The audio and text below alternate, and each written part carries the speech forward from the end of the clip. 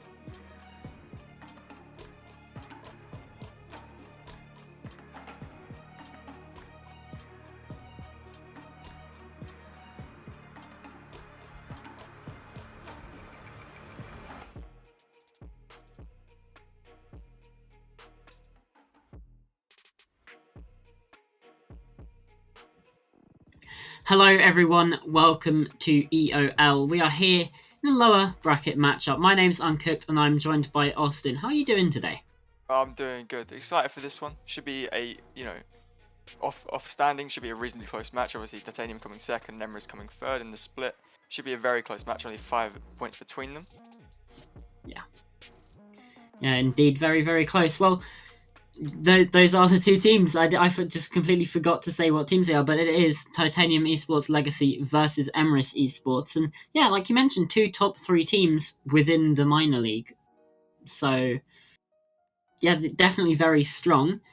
Titanium, I believe, had just um, went to overtime 5 times, whereas Emrys they never went to overtime at all. So it could be the first overtime inside of this matchup. But we do have a best of three, and I believe we do know the map veto. So, Mr. Colorcaster over there, would you like to take us through the veto phase? Yeah, sure I will. So, essentially, last time these guys both played, obviously we did see that they in fact chose to play Chalet and Villa. Obviously Villa, still potentially on the board here. Oregon and Villa last two maps left in the ban phase. But obviously with Chalet, uh, you know, last time they played, it was a team that actually took it 7-2, with them winning 5 rounds on the attack in a row.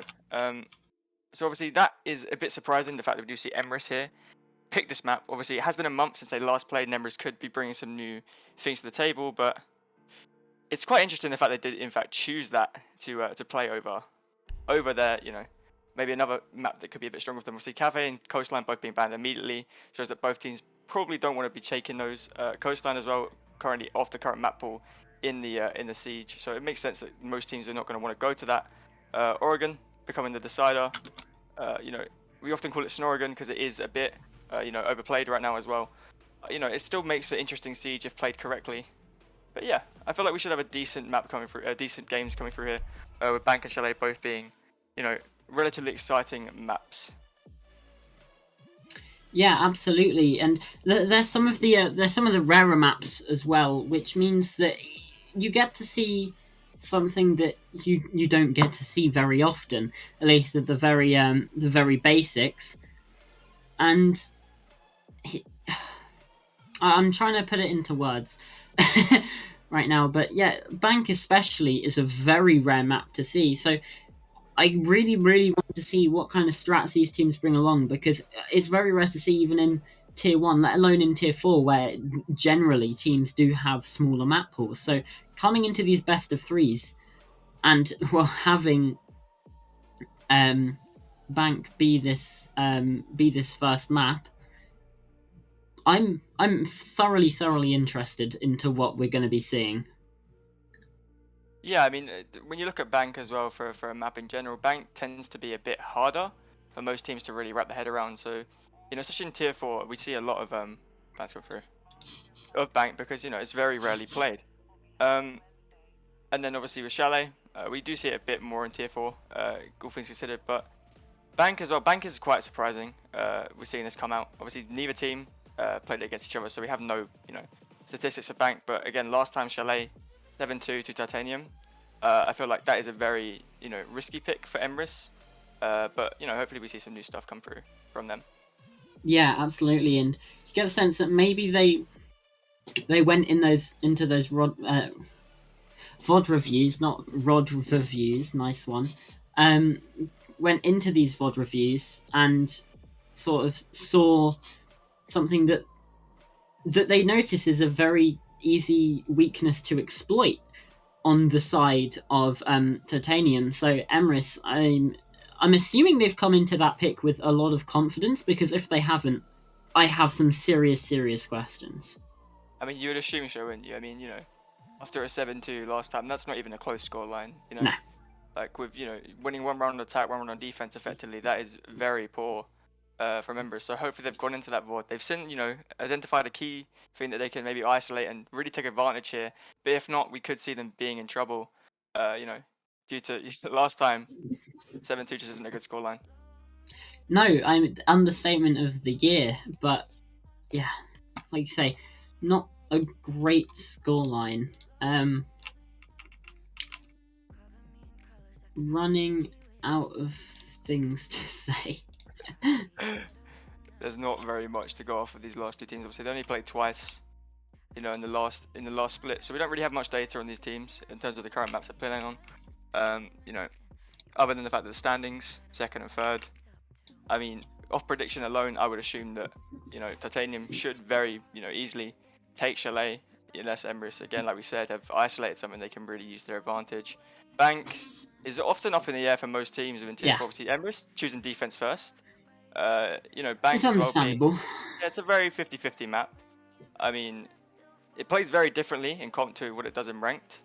With major influence on castle and a super heavy roam sometimes on the bottom floor coming out as well from most teams just to delay that top floor, which is again why I would predict myself personally a Jackal ban coming through. When the bans do start up. Oregon as well, being a map that again can go both ways. We're seeing it being very 50-50 in the current split in terms of EUL and Challenger League, but in terms of going down towards the lower of tier 4 and tier 3 siege, we do see Oregon take that slightly defensive outlook for a map in general. Obviously Titanium also opting to choose defense. Actually, in fact, quite funny actually, all teams have actually both teams have opted to take defense on every single map here. Maybe it's just in that they just don't really favor themselves in attack. I mean, it is interesting as well that Titanium did choose defense on Chalet when they did in fact take 5 rounds in a row last time they played it attack first. Yeah, I just think that in general. Actually, no, I don't know. Chalet, again, it's one of those very equal maps, sort of like Bank is, but we're heading into even more of an attacker-sided meta than we have seen previously, obviously due to the addition of the attacker repick. So, yeah, like you mentioned, a lot of questions to be raised there. Maybe they... I don't know. I'm trying to get into the head, but I have absolutely no idea why you wouldn't start on attack. Maybe they just feel like they're a better team defensively overall, and that's the reason behind the pick. Maybe they felt like they got a bit lucky on the day beforehand and think that defense might still be their best option. Obviously, in these tier 4 levels, defenses tend to be a lot more heavily favoured than we do see into tier 3, tier 2, tier 1, just because of you not necessarily don't have the same level of teamwork as you do in those higher leagues. Obviously, that's not to discredit these teams. It is just a general statistical trend that defense tends to have a higher win rate the lower down in the tiers you go. Which means that, yeah, it could be a possibility that we still do see these 4-2 splits for the defenders. I mean, like you said before, I mean, tier 4 siege as well, it's kind of hard to also develop your attacking siege. Yes, Most teams in tier 4 don't know the siege they want to play yet even. So when it comes down to it, a lot of the time it will just be they see an opening, they take the opening on attack. And defense, it has a lot more structure to it. You can sit there in a lobby and you can strat it over and over and over again. We see this pro players all the time. I think particularly Fabian made a statement on the desk in EOL a couple of weeks back where, defense, you sit there and, you can go over that defense over and over and over in scrims. You can refine it, you can strat it to the point where, there is no avail. With attack, it's very hard to, get that down. And in tier 4 siege, a lot of times your IGL as well won't be the most competent individual. I'm not saying that there aren't good IGLs in tier 4, but it's to come to fruition that the IGL has a lot of responsibility to get his team in shape, and to do that in 30 seconds where in a defense you can scrim it all you want is also very hard to solve, which is why I feel like in tier 4 we have this massive split where defense is just overall so much more favored. Yeah, absolutely. I feel like we're walking on eggshells here, trying to explain our points of view when we are obviously being watched by a tier 4 audience. But yeah, you do tend to see also there's less of a chance to practice because the defensive setup is decided by the defenders. So if you don't scrim against a team, it's difficult to prepare your attacks ahead of time. Obviously, you can look at VOD reviews. You can look at the VODs, but you still don't really get the experience of playing against the defensive structure that the team provides until you get to match day. And that is a very important thing as well, because a lot of the time you won't really have enough people to sort of make a mock-up make a mock-up in a custom game or whatever, just to practice, because a lot of the time these tier 4 structures and tier 4 organizations and teams only really have the 5 players, and that's it. Sometimes they will have a coach, sometimes not. Yeah, I mean, especially when it comes down to, especially when it comes down to game day as well. I mean, game day, you can prep what you want, yeah, but, if you don't have much data on your team, which you more than likely won't do in these type of leagues, obviously, in EOL, you have the VODs of every single game they played for the season, but, it's been on stream. But other than that, you kind of go in blind to what you want. So, for example, here we see Bank being played first.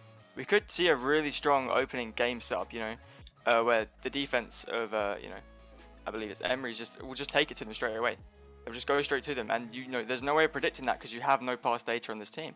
So a lot of it comes into it where when you kind of get into this stage, when you get onto attack, you are almost thrown in blindly. Yeah, absolutely. Well, we are still just waiting for a few players, so we're just going to head into a break just really quickly while we get the lobby all sorted out, and when we come back we'll get right into Bank for you. So don't go anywhere, we'll see you in a few minutes.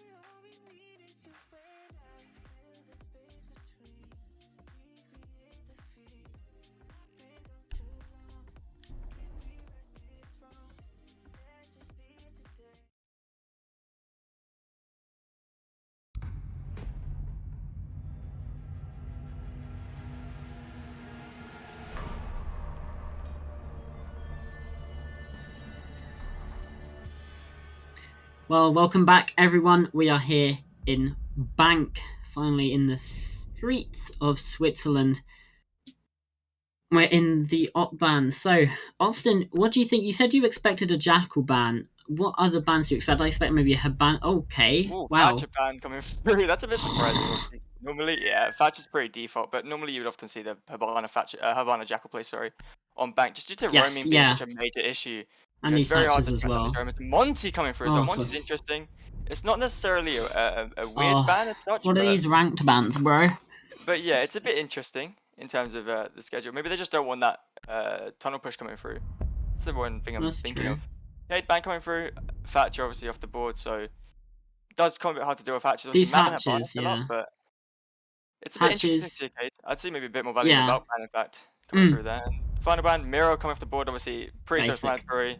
If you want to be holding secure hallway with Miro, it's very hard to take that and close down on default plant. When you have C4s and smoke hazards coming through the side of a mirror as well to add to that. So ban phase pretty default as far as thing goes. Surprised that Habana and Jackal was still on the board. I mean, look, we see Habana being immediately picked. There's no doubt about that. Warden coming through as well. We see Warden, since the attacker repick, is super strong because it really does shut down that massive Ying play, because Ying in my opinion, when the attacker repick come through, saw a major buff to her utility, because once you see that Warden isn't on the board, Ying is immediately picked. There's no risk anymore to taking that Ying for the attackers because they don't see the Warden on the board anyway. Yeah, absolutely, and it's obviously also you can see the 0 being brought along as well. Obviously, that's just being floated for now because, like we mentioned, the attacker repick system, but you have the what I assume you would have the hard breach charges as well, the tin openers, which again are so very useful for opening up these hatches. So even when Hibana is banned, you can also see a Buck ban as well, or a 0 ban, which are two of the main ones that have these hard breach charges, especially Buck, because of that skeleton key. It can be very easy to open up the vertical angles as well if you do have the sledge, but sledge doesn't really work going from bottom to top unless you have a desk to stand on. Yeah, I mean, the thing is with things with Bank, you will mainly see Buck coming through, especially if they know that there is going to be no presence on middle floor. And again, Sledge is being picked out here. I'm surprised we haven't actually changed to a Buck. Maybe they want to deal with the castles on the windows, but, you know, Buck, like you said, has the tin can openers, also has the stun grenades. Nades are always lovely, but, you know, when you're shooting up through floors, Buck is ideal compared to the Sledge pick. But, you know, we'll see how it runs. Does look like we'll be seeing a north side attack here though on the windows. Obviously, window rolls pretty standard for the push here on CEO. Yeah, absolutely. The CEO site is an interesting one to start us off. It does tend to be one of the more attacker-sided bomb sites that the defenders can defend. You do tend to see more this open area and the basement sites coming through, but you can't even try to bait out some incorrect operators from the attackers anymore because of this attacker repick. So starting with this off-site is basically, it leaves you worse for wear for all concerned, which is not ideal, to be completely honest, because if you just make your time worse, what's the point in that apart from giving the enemy team an advantage? I mean, yeah, I mean, as it looks right now, you know, Emrys, they seem to be holding quite firm here in these set positions. No players looking for engagement. As I said, Nurix, they're going to find one there from the north side on garage windows. Very unfortunate there, in fact, for Hexland to be picked there. You know, he should really be aware of that. Also going to see one of those, Tabana taking out Castle early. Falling apart for Emrys, a minute and a half left and 2 picks down already. Again, these window plays are super strong when you are considering playing on Bank. I mean, look at what we've seen there. 2 picks just coming from those north side windows, west side windows, sorry, from garage. Yeah, absolutely, and we've got about 75 seconds left in the round now, so it's a lot of time for Titanium to get inside the map and get some map control established, which you can see is what they're trying to do now. Natrix on that Finker on the banana, just looking for the play, but actually Milan does not find the kill, whiffs a couple shots and has to rotate back around to the main stairs. However, Titanium, they do have a member on these main stairs, but are they aware? No, Resi is taken down just like that, and that's the diffuser cold on the ground as well. MDXO just trying to row through, and Nitrix with the second kill takes down Rololo, NR4 with the last, and now it's Fui in the 1 versus 4. Not quite able to get that kill into NR4, but they're still not aware. Diffuser goes down again. There's still 3 more players left to find. MDX also goes down. Such a powerful position here inside of front desk, but still, these 2 players, they can pinch. Natrix is not going to be able to land any of those shots, but now the pressure comes in from the double doors as well. Fufi's just going to have to try and swing, but it's a bearing 9 from Pleasant Park to close out the round. A much closer round than it really should have been, honestly. But still, Titanium, they drag it through in the end. I mean, what the team did, Titanium forced those members of Emrys down those stairs. Obviously, we've taken that control from the west side windows. You really cannot play anywhere towards Banana or top main. It's very hard to stick there. So by doing that, you force members down the main stairs. But then, obviously, through that, you have to assume these players aren't just going to sit there. They're going to try and flank. I feel like the team let that get away from them, and we did see the Twitch, again, losing diffuser there on the main stairs, had to be refragged by NR4, doing a very good job there on the outside to actually reclaim that diffuser. But, you know, even still, we saw Emrys being pushed off site, and for me, that should have been a 1 round at that point there. I mean, you have full site control with all players pushed off, and yet we see them almost lose it in a 2v1 where they just let them take 1v1 gunfights there with Rufi. Yeah, absolutely, and like you mentioned, those 1v1s, Fufi was just able to win them. It was only until they did a pinch push and 2 of them shot at the Malusi together that they were actually able to get those kills, and it's going to be the top floor again for Emrys. Now, I voiced my concerns about this site last time. I have even more concerns this time, considering it didn't work out. It wasn't really close. You can't rely on those individual power plays from players like Frufui to get you close to winning rounds and expect that to just be all right. I mean, another thing to notice as well, they haven't actually changed anything at all here. No. You know, they're sticking with the same lineup. They feel like they can maybe make an impact, but if you don't change anything, then the same income is going to be happening 99% of the time. Obviously, Titanium knew what they're doing. They forced them off the stairs. They just played those west window repels, and they almost had no answer for that Emrys. And again, look, we see Rizzy here, just entering quickly here into these into ATMs, along with the NR4 Iana clone, because they know they're not going to be contested because of the same defense last time. You know, they have full lobby control right now, no congestion here from Emrys at all. You know, we see first pick there come for support. That's a very unfortunate pick there for Rizzy. I mean, you really should be winning that gunfight against the castle in the main lobby, you would assume, but Emrys looking better here, but again, the west side windows. Nice. What a kill. And Hexan, though, is able to get a kill, so now that's 2 kills for the side of Emrys, and only 1 has happened in return. Milan is facing a bit more pressure inside the elevator, though, and it's a lot quicker from Titanium this time. And Emrys as well aren't giving them the space for this map control. Grenade comes out, and that's going to be the shield taken away from Rololo. Grenade not quite coming through, and those Lamo magnets just really doing work right now to stop this explosive utility in the form of those frag grenades. Still a man advantage for Emrys, and all they have to do is really hold their positions. A proxim alarm does go off, and that is going to notify the defenders of Natrix's position, but he is going to go a different way. LMG can't quite land the spray, and MDX is going to swing round. Rololo will fall. Hello, that's a kill that shouldn't really be happening, but now Milan is pushing up the main stairs, and that's a very easy lock off. MDX goes down. Now, Natrix, you've got to land those shots, buddy. Okay, there you go. That's an example of landing shots. 1 minute to go, and it's a 1 versus 2. Hexan is the only player left for Emrys. It's fallen apart again. There we go, we see it. Titanium taking the second round.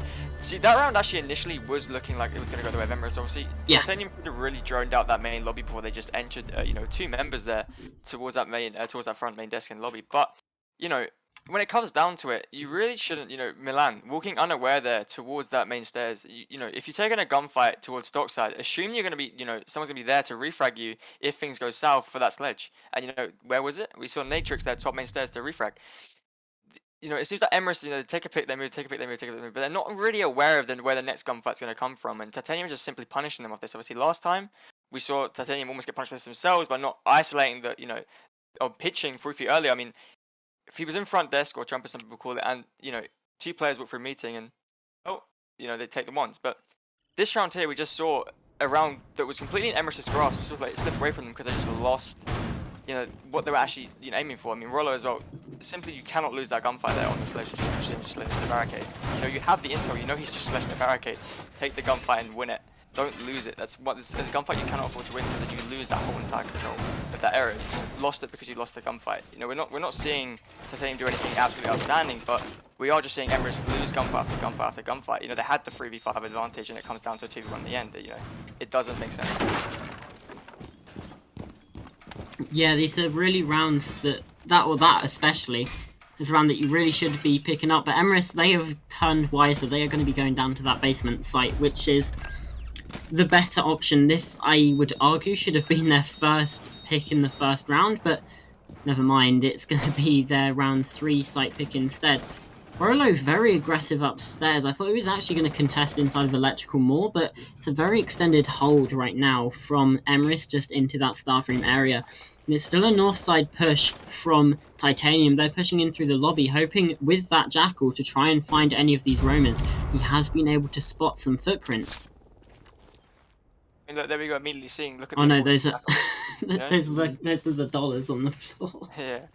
No, but like, I mean, Jackal here, able to push in there. You would assume they've reinforced these hatches. Jackal will get 3 tracks here. He'll see the kind of roam game, because it's very likely the Echo has reinforced him, in fact. But if he hasn't, he's going to pick up a free kill. I mean, we see Malusia coming down these main stairs to challenge. Surely he should be aware of this Jackal playing here, but he's going to be wise. They're going to go up to the top floor, waste a bit more time. That, however, has left footprints there, so Jackal does walk up past these stairs. He should be able to immediately see those red and yellow footprints identifying Melusi's in top 4. This is the power of Jackal on this map. You know, Bank is such a roam-heavy map that you can really slow and delay the attack time. It is actually surprising that they haven't seen any top 4 pressure, but we are seeing a drop right here.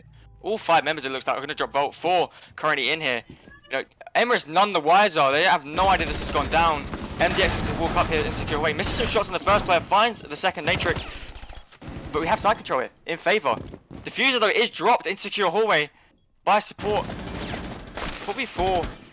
Rollo trying to challenge further here from deep inside of TC onto this hold here through onto Volt Tellers, but you know, it's kind of insane the fact that Titanium was just able to drop that hatch with no like awareness at all. But yeah, from Emrys, they just got through.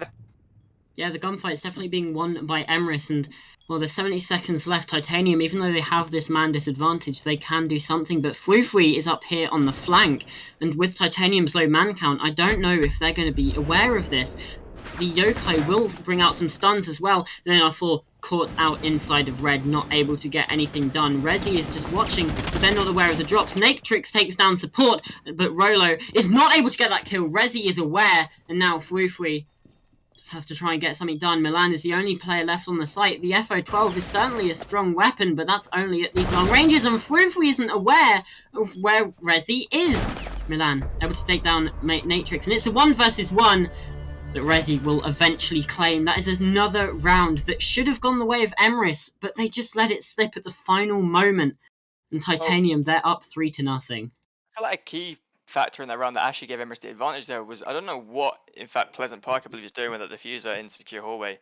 I mean, we see MDX take, I think it was Natrix actually, sorry, to pick up the smoke inside of the, lockers there, and you know, Plant at that point should be going down. I mean, you've done the hard work, you've made the entry, you've found the first pick, but instead, we did see Pleasant Park just take, secure hallway there, which is very puzzling to me because honestly, that round could have been won so much easier than Titanium if they just stuck to their guns and just planted their lockers on default. But you know, the round does go the way anyway of Titanium, but it should have really been over so much quicker than it actually was for Emrys. The Emrys making a stand, but again to no avail. Natrix and Resi just better, I guess, in the gunfights. Yeah, absolutely, and this is the sort of stuff that you hate to see. Obviously, from memory, this is Titanium eSports, this is their map pick, so you would expect them to be a bit stronger on this map than you probably would, or at least expect them to be confident on it, but considering we know the history of these two teams on Chalet, I'm not really convinced. I think Emrys have definitely lost this veto phase. And it looks like it's coming to fruition for Titanium. They have been able to manipulate these bans perfectly. And it's really playing in their favour. I mean, what we see here as well is we're seeing a complete repeat again from Emrys. It looks like they only have one strat, ideally, set for each side, which is interesting. And MDX, they're almost going to take down Fwufwi from the spray for the window. Fwufwi getting very lucky, Cody's lucky start. Now, going to miss an impact on the hatch, but that could be really crucial now as he has to now play into this main lobby and doesn't have impact to fail and stuff up, but he will just look to go down these main stairs, I believe. But almost MDX catching out Fwufwi there. Fwufwi kind of being one of these players that's been able to have an impact so far on Emrys more than the others, but he does get away there, luckily down those main stairs, but just a warning shot there from MDX here, these attentions. And we are seeing the top floor clear come through as well from Titanium, which they completely neglected last time, so obviously they're probably aware of the fact that Fwufwi almost did catch them, unaware from the hatch, so they're going to be a bit more careful here and just take the time to do the drone work and, take this clear. And they have, in fact, cleared the whole top floor and looking just to move towards this middle. Yeah, and this is a better start for Titanium than we saw last time, because obviously it's still a 5v5. They are not at a man disadvantage while they're opening these hatches, and this mid floor has almost been completely evacuated by Emrys. I believe there's just still one player up here remaining, and that is going to be Milan. Actually, no, Milan is on these blue stairs, so it is. All of the players have now retreated apart from this blue stairs hold, but in come the Candelas, and Milan is being forced to push back. Hatch isn't open, so he's going to be able to make a stand at the inside a server, but no, just stays around, and that's going to be the biggest mistake of them all, as MDX is able to claim that kill. That is serious. I think he couldn't find the door. That was particularly quite poor there from Milan. Obviously, he played yellow there for the power play. Obviously, Smoke is seen playing there as well on the shield, but we are seeing a hot drop here from MDX down this hatch.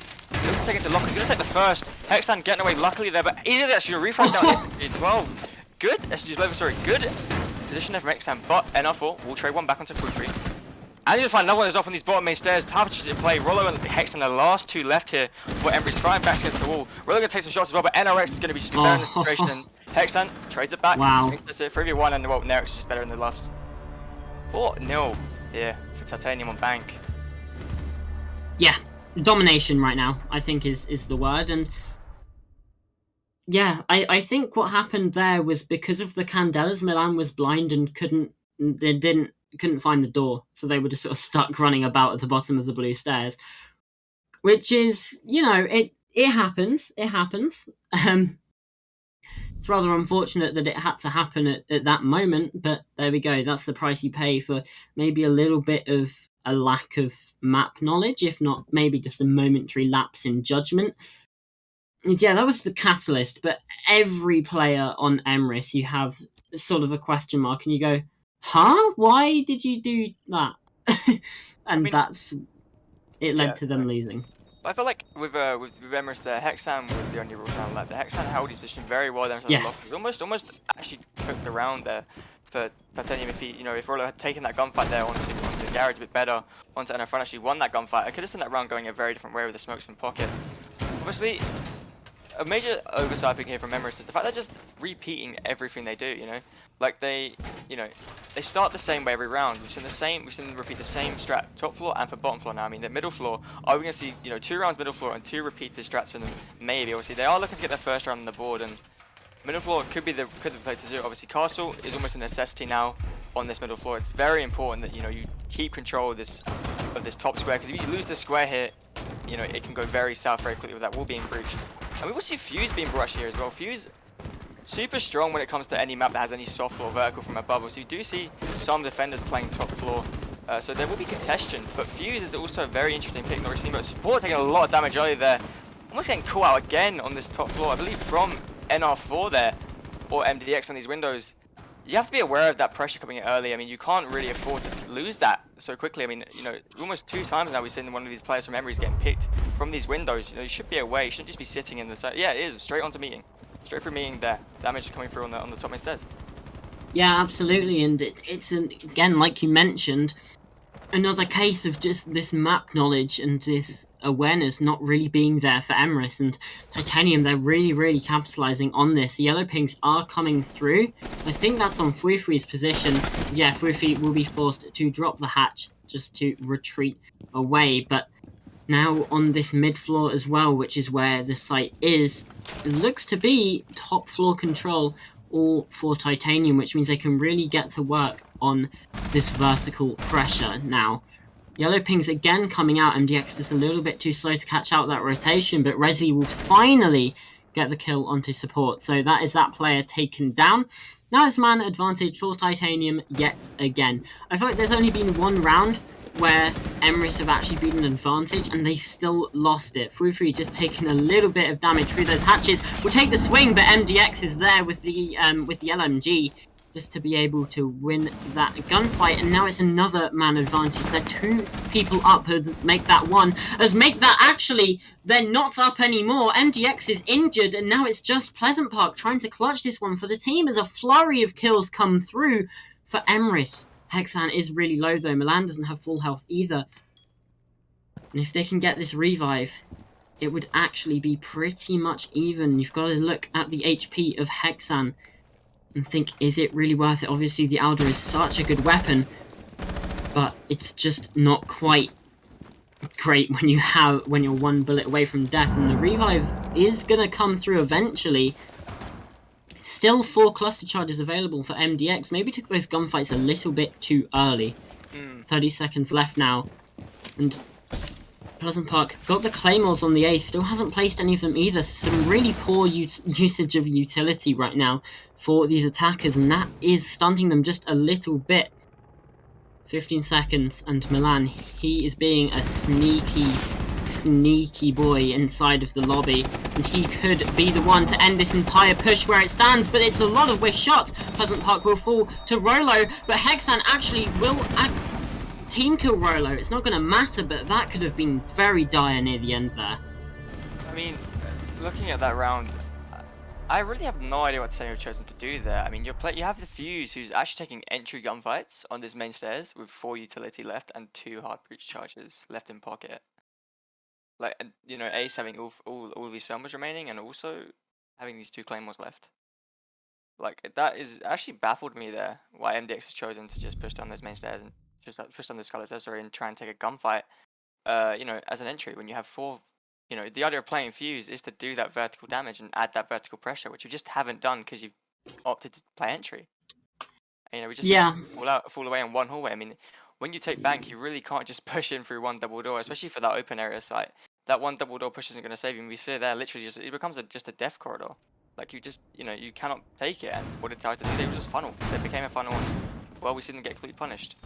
Yeah, I think the name of the game there was complacency from Emrys. They really just they got a bit overconfident, and it kind of led to their downfall inside of that round because they weren't really 100% with their fundamentals, and that's something you really need before you can start doing anything else, bringing these more funky operators with the Fuse. If you can't get your roles correct and you can't get these fundamentals down, then it's really going to be your downfall.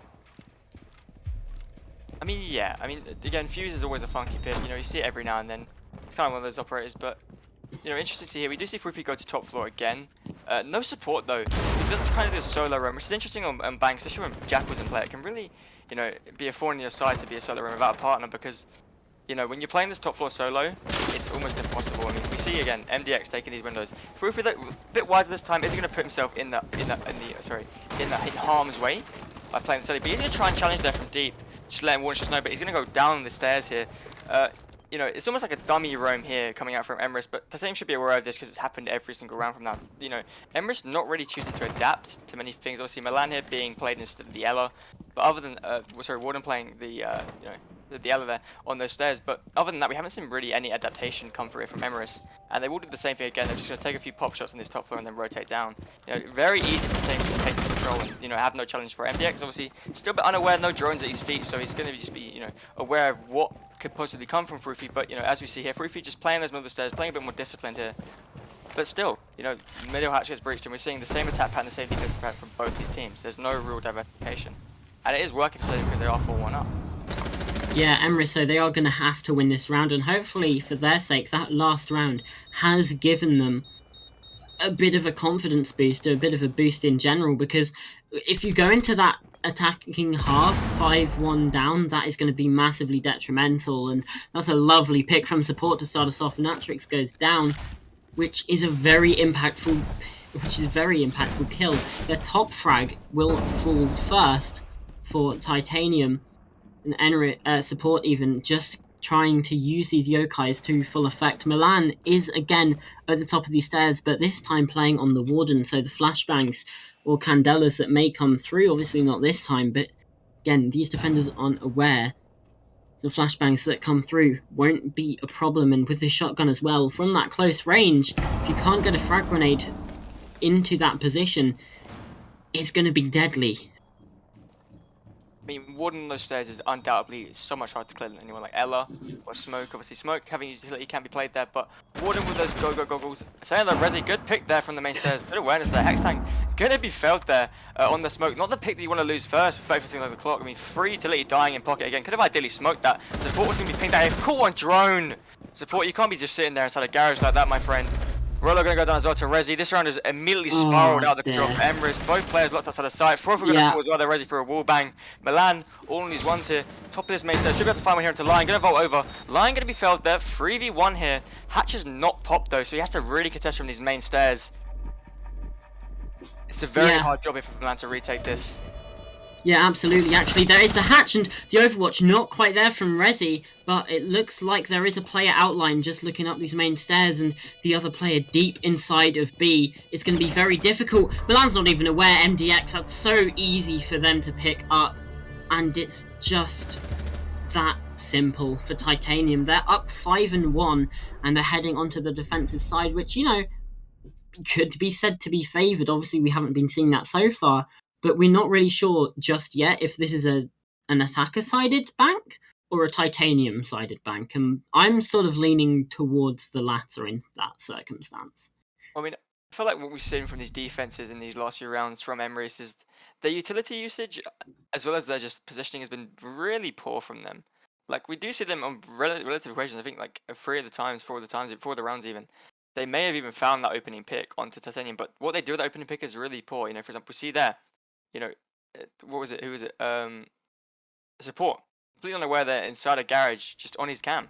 On cams, you know? You cannot sit on cams there 30 seconds on the clock. It's still an open push opportunity for Titanium. You know, you've given them a freebie, you let them back into the round there, and you've given them a key point of control because you're on cams. You know, I get no one's dead yet, but 30 seconds on the clock, you need to be somewhere safer than just sitting in the middle of the garage. And again, Hexan, free to lean pocket, on smoke. We haven't really seen any canisters even come out this whole entire defense half. You know, smoke has been very vacant, effectively. I mean, smoke not even been playing this round, but you know, when it comes down to it, the utility usage has been insanely poor here from the defense. You know, all in all, when it comes down to it. Yeah, absolutely. And Titanium, they are now going to show what they are made of. Excuse me, on this defensive side. And hoping for a bit of an easy lock-off, they have gone with, in my opinion, the sensible pick of that open area site as the primary. Obviously, basement is also a very strong site, but it hasn't really been playing out that well, and I think with the operator bans that we have, especially with how well you can get these hatches open, basement is a bit of a worse site that you can, bit of a worse site than this open area. Well, I'm going to see some very early pressure onto Resi from Rolo just outside. Onto this sort of mezzanine area, I guess you can call it. It's called terrace in game, but that's a boring call out. I don't really like it. Oh, hello. That looks to be like a direct trade. Resi and Hexen both going down at the same time to each other's weapons. One thing I will say is that trade heavily does favour Titanium. Obviously, they do this top floor though, which is a bit unfortunate, but you have taken down that Thermite, and that's the only hard breach, obviously, other than the hard breach charge for Emrys on Milan. So that is a major pickup there. I mean, I will take any day of the week an alibi for a Thermite. That's a super good trade there. Other than the fact that Resi is top fragging, Matrix not far behind him, but that's a really good trade there, all things considered for Titanium, even when you are going to lose top floor for it. Yeah, absolutely, and NR4, though, is going to try and use the C4 to his advantage, and that is going to down Rolo. SMG11, quick spray upwards, and that is going to be man advantage again for Titanium. And these vertical angles just can't be challenged like that, support. You need to be paying more attention, and that's going to allow NR4 to be taking down another player for Emrys.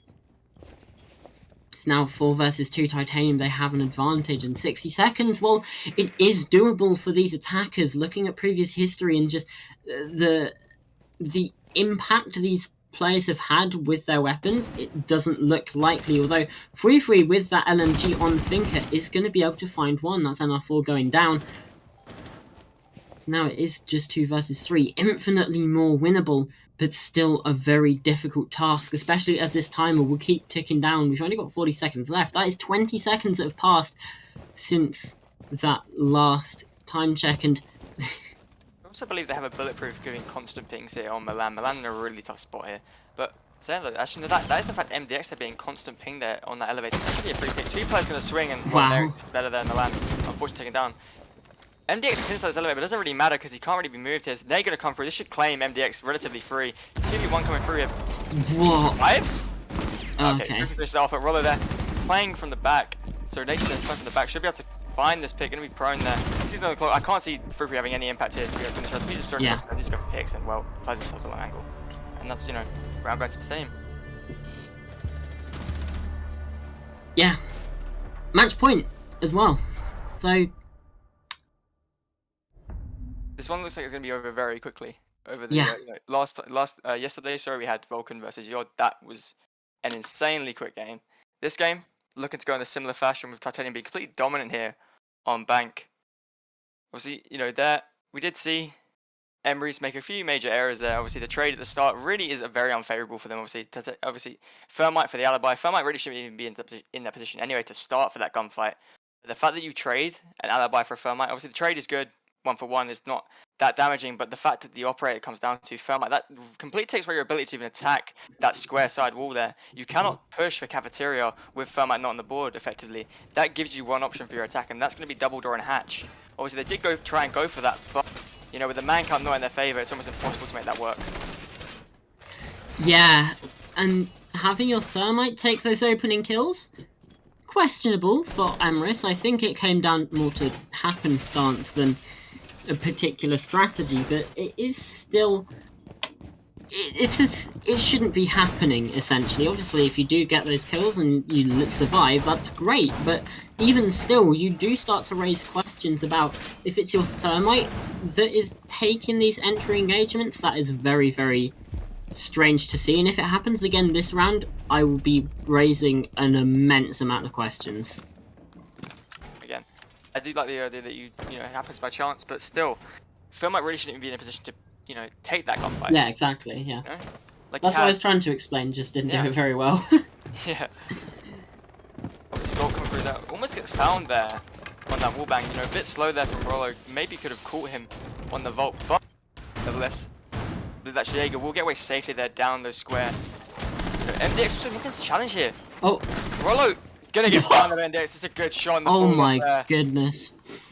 Rollo being Sledge completely taking unaware. that entry death though, again, not ideal. You don't really have a hard breach of it as your soft support. Well, I mean, one thing I'd like to highlight here, Key, is there's no one there to even refrag that Sledge. You know, he's obviously broke the window. You know, it's fine, it is what it is, but there's no one even there to cover him and play for that refrag. I mean, Hexan looking to challenge against Solo here onto this hole in this CEO wall. But Sport though will find MDX, so good trade there from the Jackal. Again, if that was just there in the first place, I doubt we would have even seen Rollo go down in the first place on the trade. You know, if we just have these trades set up so much better here by Emrys, they don't lose so many members, and they actually do punish them quite heavily. Yeah, the Mute Jammer will just be stopping that hard breach charge from going off. That's the Ying of Hexan trying to get that breach open. As a reload will come through. No Candelas used yet, but there is a Jaeger on side for Titanium, which means that even if you do throw those Candelas in, it probably won't be very useful. Resi not quite able to land some shots and take some heat in return. And it's just going to sprint straight into the waiting weapon of support, and Frufui with a nade kill as well. This could be going the way of Emrys, especially as now Natrix is in the 1 versus 4. On that castle, the UMP, it's not the best weapon, especially for a situation like this. The drones will come through as well, and Milan with the 0 on the SC3000K. And it's simple as that, really. I mean, I feel like Emrys, they get another round, finally, thank God. I mean, I feel like throughout this game, I feel like the major thing we've been seeing as a recurring theme is actually just like the unawareness of like how unaware these teams are of actually where their enemies are in fact. Like, for example, you know, Wumai gets picked in stock, traded out. You have to assume that they're not just going to let stock just sit there. They're going to take it. They're going to take top square as well. So the fact that, you know, Resi thinks he can just run up these main stairs and then run towards stock side baffles me, you know. You're never going to get there for free, considering, you know, you've lost your Wumai there. It's just not something you could even consider. But the fact he's running there full speed, not even gun up to try and trade or, you know, win back man advantage, just going to run there straight away. It's a very poor decision, you know. You should know that there's going to be players there. You should be at least going into a gunfight if you choose to go up the stairs. You know, even just play the top of the stairs. Don't run straight up towards stock where the Emrys have taken, and you know they want to trade that onto MDX who's on the Wumai. But instead, no, you run straight towards it. You give them another free pick. I mean, that was completely unavoidable. That was completely avoidable there for Titanium. Yeah, absolutely. Looking at that round and how it should have played out, I mean, obviously we think there should be the Overwatch and the refrag ability from Emrys, and that should have been an Emrys round anyway. And it just seems to me that in every single round so far, we've seen one team have all the intel and the other team with none. Absolutely zilch. So, again, it's just whether Emrys can keep on top of this intel game and just deny it all from Titanium, because if they can't, it's going to be GH at this point. Yeah, I mean, also another interesting thing I want to say about this bank in particular. Neither team actually opted to bring Valkyrie at all. I mean, Valkyrie, in my opinion, is really strong on bank, and she's gone unbanned here. Oh yeah. Neither team going to be bringing it, so the intel game is completely lacking. Good drone spot there though, actually, there from there's a 0 cam being spotted out there from Resi. Oh! I'm gonna come through, and that's a very Wow. These west windows are actually playing due diligence for any attacker that was to sit there. This is top floor as well now, in the hands of Emrys. Both teams playing a rather weak roam. They're giving up really early, and they're not really opting to hold it. I mean, in fact, you probably could just play, get a bit more utility from the player who's playing bunker at this rate in sight, rather than just throwing a body or rotating back after a minute. You don't really gain much from that. Yeah, that was a very lucky spray, though, it does have to be said. Resi, I think, just a bit unfortunate trying to just make that beeline for those stairs and doesn't really think about, those bullets coming through the wall, because it is just a random spray. You don't really expect it to be held that long, but, well, it was. That was amazing game sense from, I think that was Milan that picked up that kill. Again, half the round left to go, and MDX has been spotted out on the drone. I don't think he's even aware that his location is known, which means it should be a very easy kill for Emrys if they can push this. And the overwatch onto blue as well. They are just holding these positions. They can't do it forever, but it's a great start. As the grenade will come through, MDX is going to have to retreat. Takes a little scratch of damage, but the control is now in the hands of C4 nearly getting the kill. Control now in the hands of Emrys, like I was saying before. I was very rudely interrupted by Pleasant Park. And by Pleasant Park and Hexan in particular. Those two players involved in that engagement didn't really amount to anything. Now 50 seconds, Emrys, they have to be making this push onto the site sooner rather than later, so it's not all one massive frenzy at the end. Smoke canisters are starting to come through now. ZNR4 just using those Thunderbird salvation stations to great advantage. That's diffuser dropped as well on side of that hatch. Support will fall to the weapon of Pleasant Park. That's the Sphere 308 being used to great effect. Now Free has to try and do something as this man count is now even. MGX not quite able to get that kill either. The grenade is going to be coming through. It should be singing out, but no, the damage isn't quite there. And MDX is able to get two somehow. Hello, how have you put that one off? Pleasant Park again with another good spray. NR forward with an incorrect swing with a shotgun, but it doesn't look likely. There's 4 seconds left on the timer, and Emrys, they're being pushed from every which way. That's Hexan will fall, and now Titanium, they take a very unlikely round. That should not have come their way at all, but bang, it has been utter domination through and through, and it has been theirs in their pocket throughout this entire map. I mean, you want to know what's actually quite interesting? I was actually going to comment on. I feel like I was actually going to say halfway through that the Emrys seemed to have a lot more structure on their attack and what they were taking. They were holding the flanks. They weren't allowing for much. They had all these defenders locked down the bottom floor. They had a perfect canvas to execute on there. Where they could have chosen. They could have gone, bottom main garage take. They could have gone, CCTV garage take. They could have gone CCTV hatch drop. They could have gone anywhere they wanted. They have full control there of this map, and well, I guess MDX said no. Yeah. MDX, that is such a power play in that situation, just to hold out. And I don't even know, that grenade from Frufui should have got that kill. It was just a little bit mistimed, and that allowed... I didn't even see the second player. I don't think MDX did either. That was just a very lucky spray. And we've heard that a couple times throughout this map for both teams. We have heard that was a very lucky kill or a lucky spray. So these players are still being caught unaware from things they should be knowing about. I mean, I feel like the word lucky is used a bit broadly in Siege. I feel like lucky in Siege is a bit, sometimes you do just, shoot for around a barricade and find that pick. But I feel like in terms of this map has been, it's been informed, It's been like, okay, cool. We have an isolated one towards this top main. Let's pot shots through this wall because, we might get the pick. I feel like that's what's happening here with these wallbangs as well. They kind of know that they have, a player playing around these areas. They just don't know exactly where they are. And, through these wallbangs, we are seeing, for example... in the last and the second to last round, we just see Alibi just get picked early there from those west windows because it was just a simple informed wallbang coming through. Yeah, absolutely, and I mean MGX in that last round definitely that was lucky. That was a very lucky just misplay from Emrys, but it is just I'm saying lucky, but really it should be kills in full. It should be kills that shouldn't happen. Yeah. And it's just, these players are just being caught unaware. That's all it is. These players, there's not much intel that is being gathered by both sides, and even when it is being gathered, it's not being used effectively. You want to see it. Really. neither team really there using, playing, in my opinion, to their best in that game. I mean, Titanium obviously taking it 7-2, very dominant from them. But if we actually break down the whole entire, scale of that match, it wasn't anything too impressive or amazing from either team coming through. A lot of oversights actually happening in this game, especially with the utility. Utility usage was rather poor. I mean, we highlight around with the fuse from MDX taking these entry battles. Obviously, MDX evidently is the entry for saying there's no doubt about that. But even you're on that operator, the fuse, you're trusted there to use that utility and actually get the advantage from it. And you don't bring an operator for nothing in Siege. Even when you play Vigil, you're there to delay drones, delay time, make it a nightmare for you to clear. You still have to use your utility to your advantage, and throughout this game, we just didn't really see utility become, utility took a backseat. It was just a gunfight to guns. Yeah, well, I don't have any more to say. I don't think you do, Austin. So we're just going to toss it to a quick break before we get into Chalet. Emrys map pick, and they're down 1-0. See you in a few.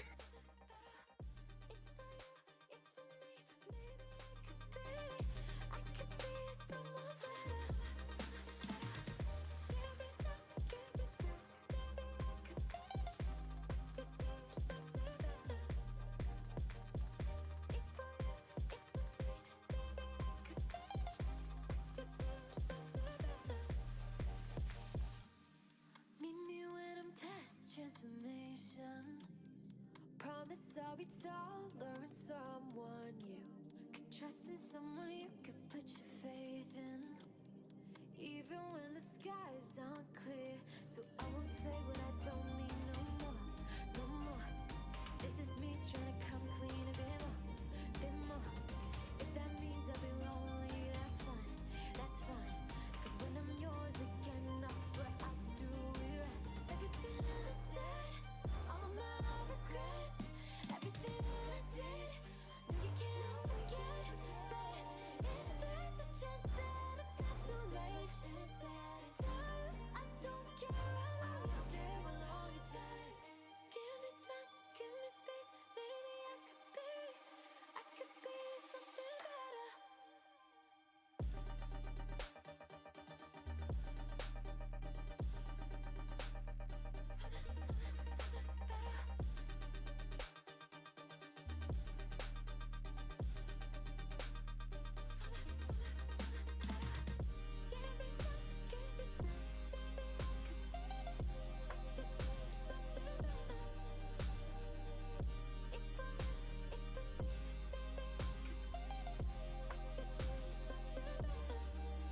What was I looking for? What was I trying to do? Who was I trying to prove? Baby, I'm finally sure. This is me looking for you.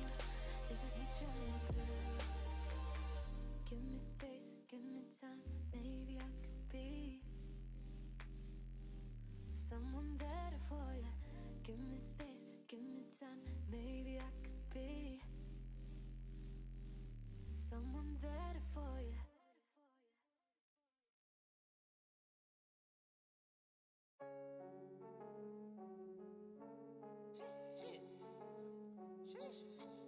Big time, number 9. Diamonds in my teeth, I got a lot of shine. Running up the number, that's a lot of crime. Try to take it from me, must be out your mind. I'm big time, lot of slime. Smoky in the air, that's a lot of pine. Pockets running over with the dollar sign. Try to take it from me. I don't need rags, I just need more bags. Bought the drip to the store, said I need more splash. On her tippy toes, she can sneak right past. I'm the man of a dream, she asleep on my ass, that's a hall pass. I don't need a hall pass. Watch out for the snakes in the tall grass. Not the one to play with, that's a raw fact. Say a hard head, make a soft, ooh, big time. Number 9. Diamonds in my teeth, I got a lot of shine. Running up the numbers, that's a lot of grind. Try to take it from me, must be out your mind. Oh, I'm big time, lot of slimes. Smoky in the air, that's a lot of pine. Pockets running over with the dollar sign. Yeah, try to take it from me. Taste my drip, riding in a spaceship. Work 5 days straight.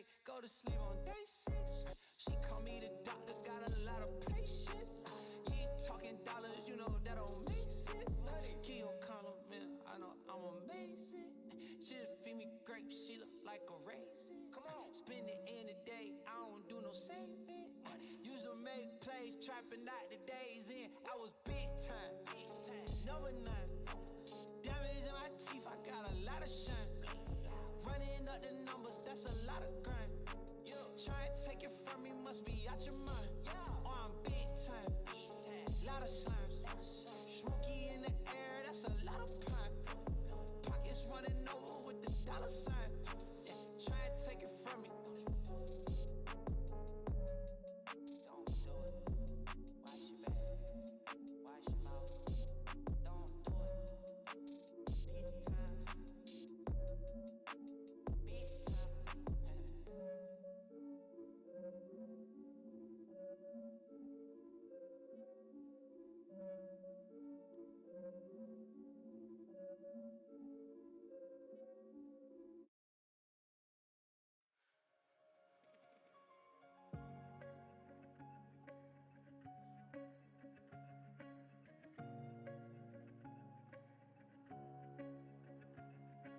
You have left it all behind, but not when I needed time. And now I'm here while you were there. Your actions back then have made it clear.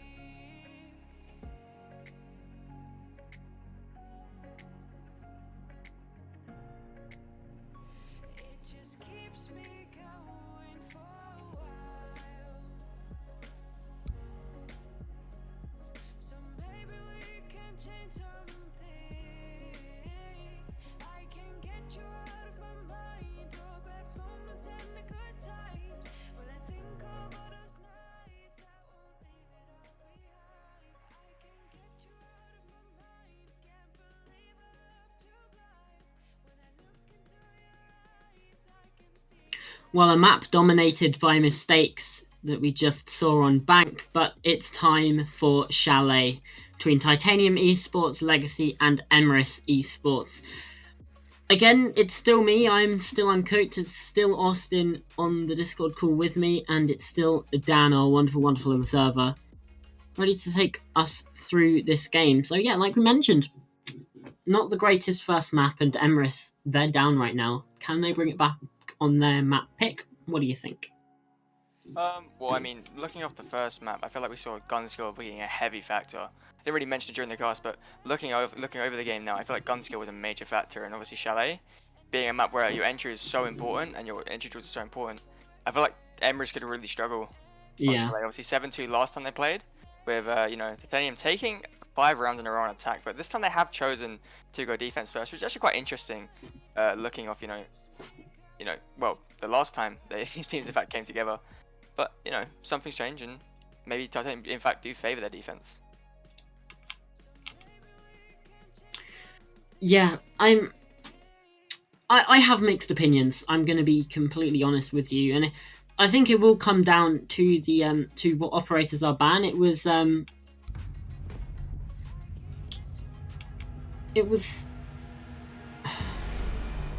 Last map did very much depend on the operator bans. I feel like the attack had a massive advantage because you still had that Habana, because you still had that Jackal.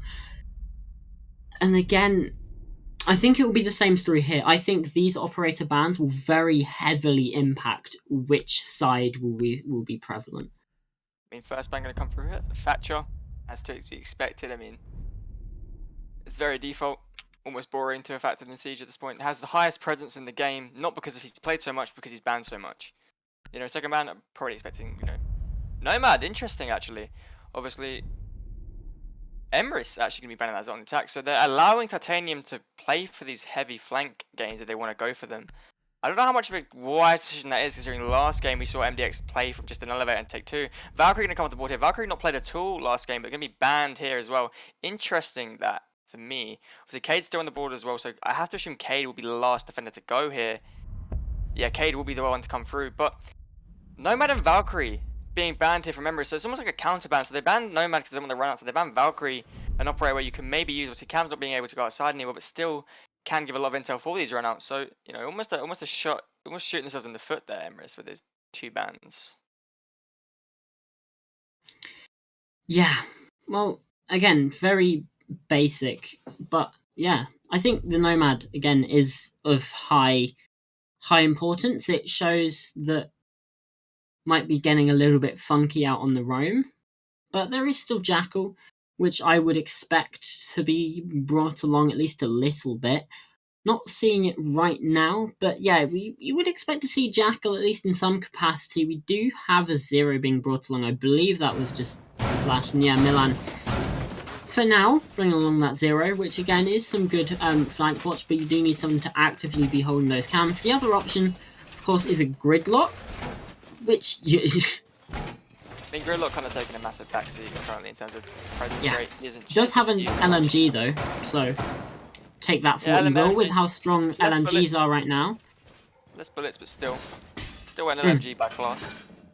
I will Yeah. say though with Gridlock as well, you don't just get the value, you get the level. So no matter you get the sound, but you also get delay on the fall. But with Gridlock, you can kind of just put yourself behind him, shoot a couple. Very rarely those shots get heard, and then you're in behind the defenders, sorry, behind the attackers. But with Nomad, there is a physical presence. There's that massive edge up, and you either take the time, 5, 6, 10 seconds to sometimes shoot it, or you run through it and cause that massively loud blast. It gets heard almost throughout the map. But Nomad obviously off the board, so heavy reliance here on these Zeros to watch these flanks. Flora's being brought as well, and that's a spawn peek there from Resi, Wow. I believe. Yep, gonna be finding Hex and the Brilliant. Thermite.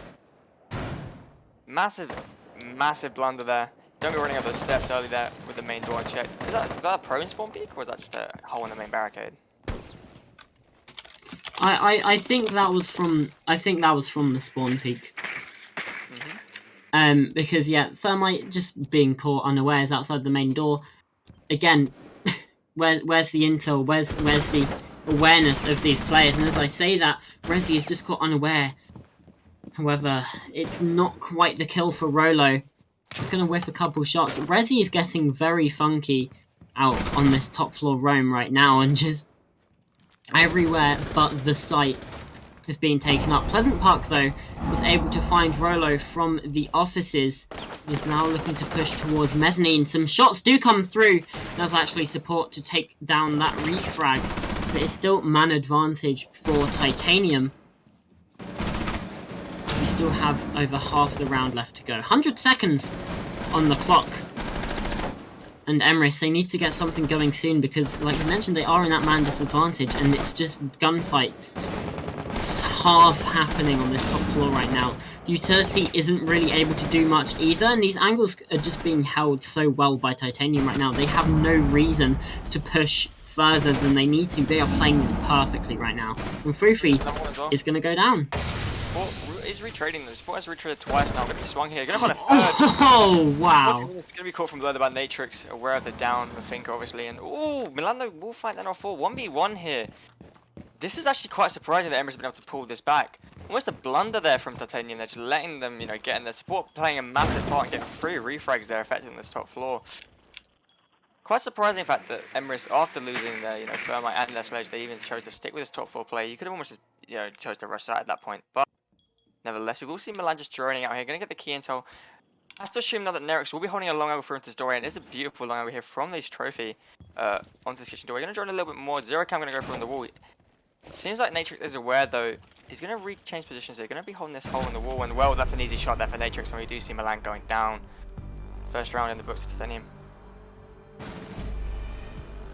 Yeah, absolutely. It was so very close for Emrys, but not quite able to pull it through. It's the same story again. These rounds getting so close, but Titanium just winning it from their gun skill. And we are seeing players being caught out in places that, realistically, should they be there? Not really. So the woes of Mank are continuing on to Chalet, especially in terms of just players not being aware of anything. I think Resi taking down Hexen on that spawn peak, massively influential.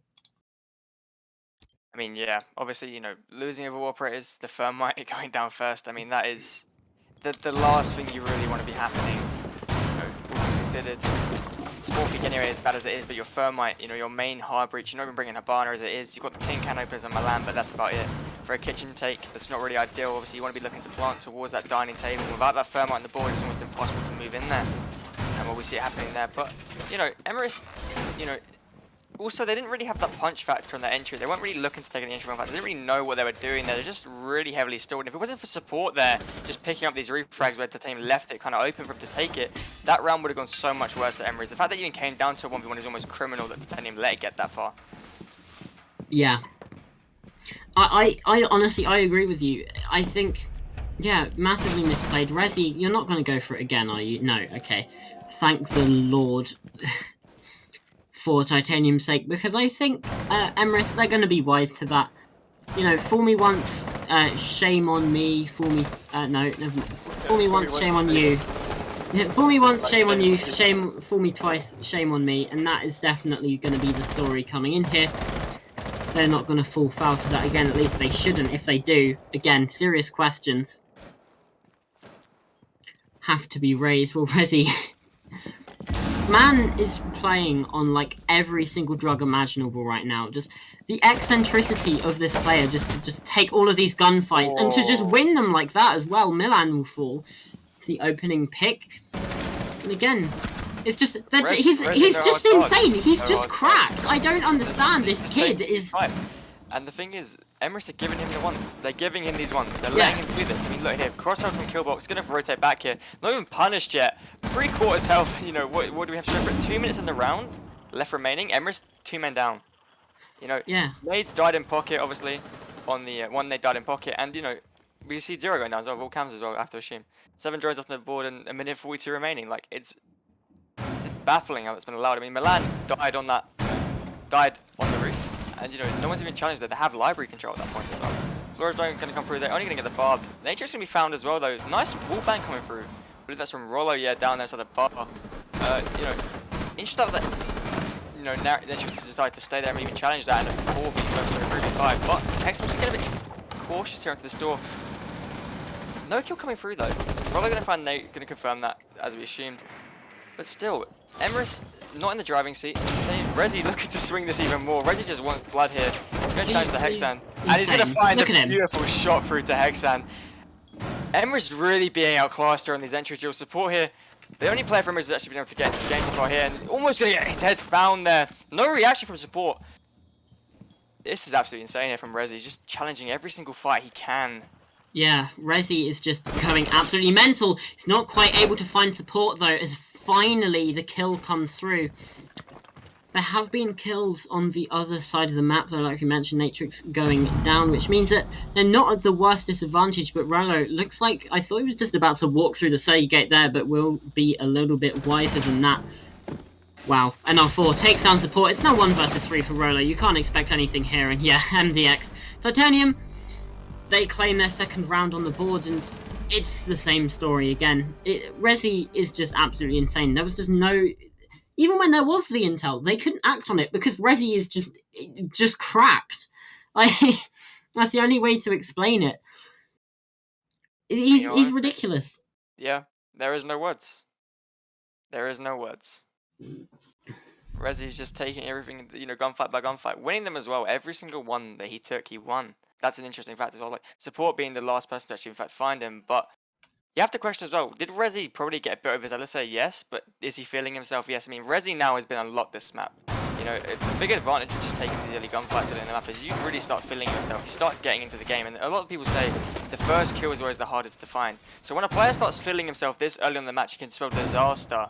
Emrys, I mean, look, 2 players still on donuts right now. It's the second round, not the biggest impact, but I mean, look, we're seeing support, the only player really able to even get into this game and find some frags. I mean, saying that 2 of his kills being refragged as well, so, you know, support the only player really able to unlock this game so far for Emrys. Everyone else just, you know, still, you know, bottom feeding really here, and, you know, we're seeing Resi here just, you know, swing the horses. I mean, every single player from, you know, Titanium also in this game as well, but at least a kill, you know, Natrix of 2 and everyone else of 1, but Resi just absolutely destroying Emrys there on these entries, like, just taking the ones, just winning them. There's no other way to put it. Yeah. It's a very, very, very difficult situation for Emrys because, like you mentioned, support, only player that's really been able to find the board, obviously Rollo and Milan both have 1 kill each.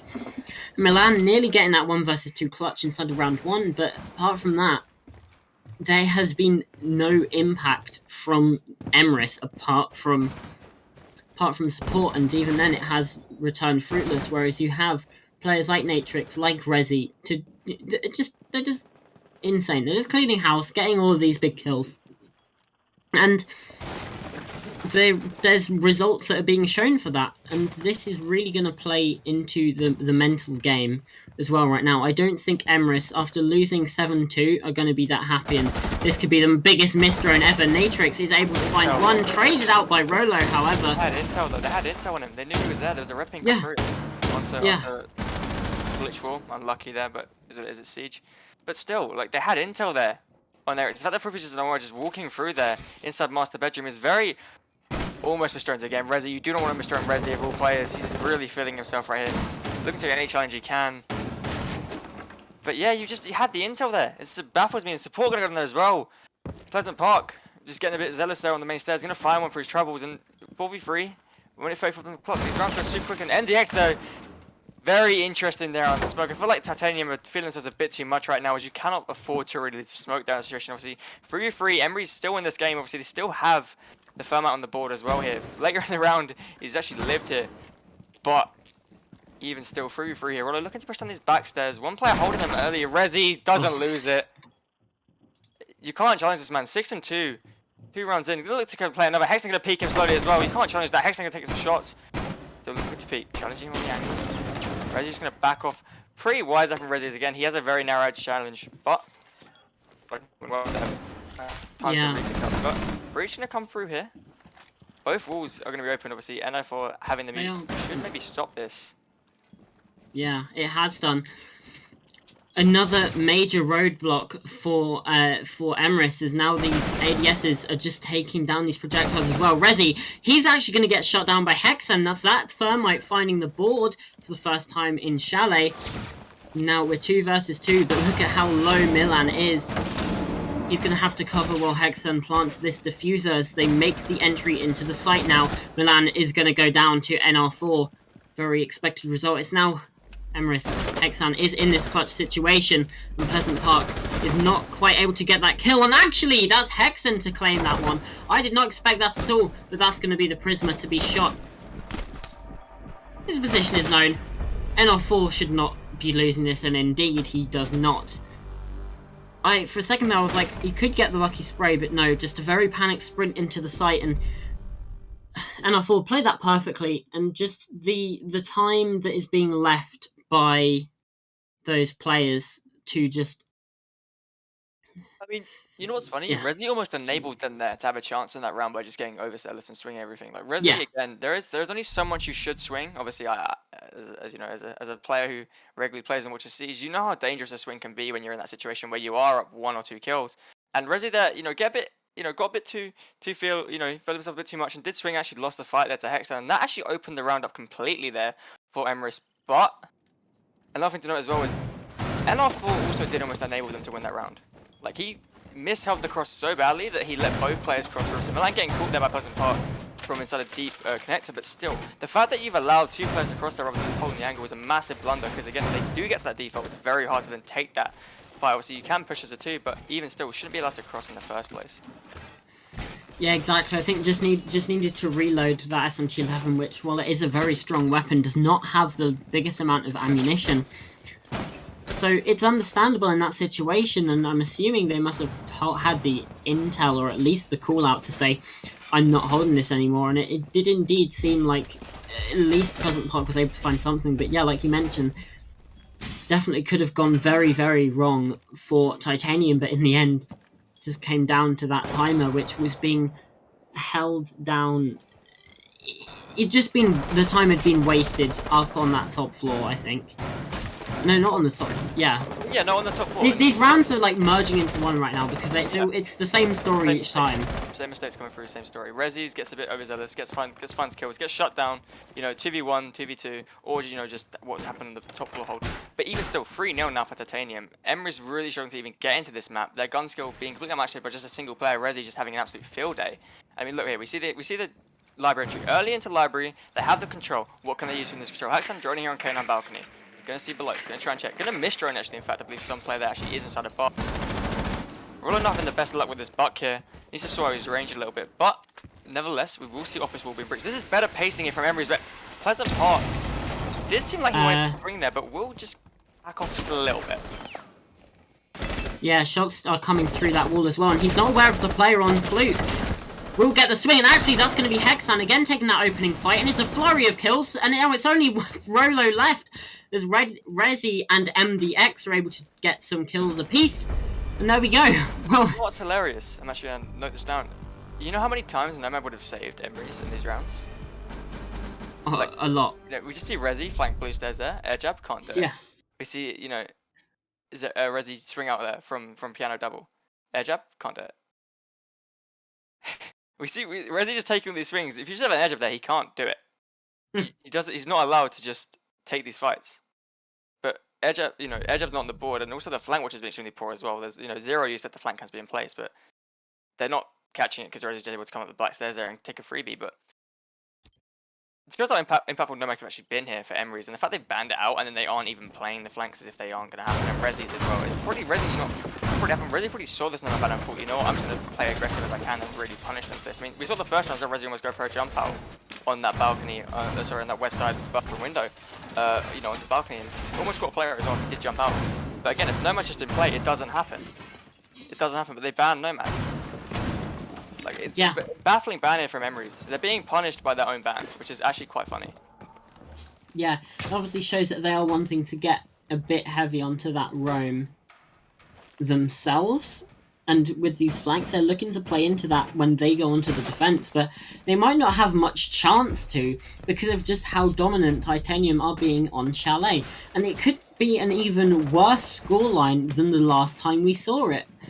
We said Titanium last time, that they won 5 rounds in a row on their attack, and it was 7-2 to Titanium. Yeah, I mean, they're already on 4 defensive rounds. Like, this is ridiculous.